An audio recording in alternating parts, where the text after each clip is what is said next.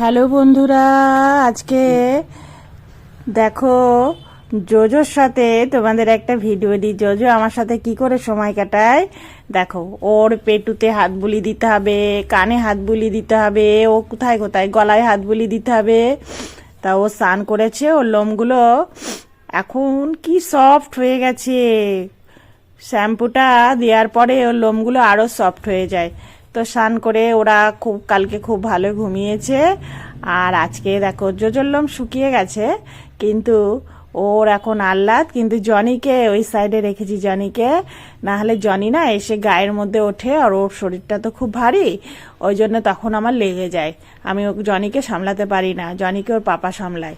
জোজোকে না আমি আর রুষা একটা টিপ পরিয়ে দিয়েছি, যে জোজোকে কিরম লাগে টিপ পরলে। জোজো তো মেয়ে, তাই জোজো টিপটা পরলো। জোজো টিপটা পরে খুব আনন্দ করছিল, আর লেজুটা নেড়েই যাচ্ছিল টিপটা পরার সময়। তা আমাকে বলছে, মা একটু পেটুতে হাত বুলিয়ে দাও না বেলিতে। তাই আমি বেলিতে হাত বুলিয়ে দিচ্ছি। আমাকে বেশি করে বেলিতে হাত বুলিয়ে দিতে বলছে।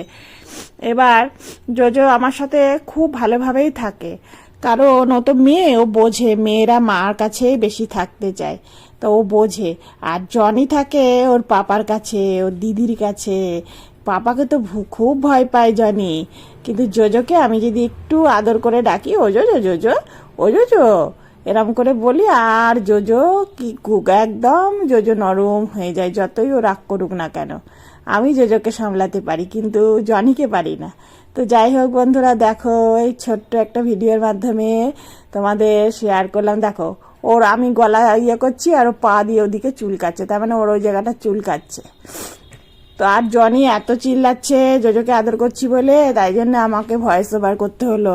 তোমাদের তো তখন কিছু শেয়ারই করতে পারবো না, আমি জানি। রূপসা আমাকে ক্যামেরা করে দিল, আর দুজনা একসাথে থাকলে আমার ফোন টোন সব কেড়ে নেবে।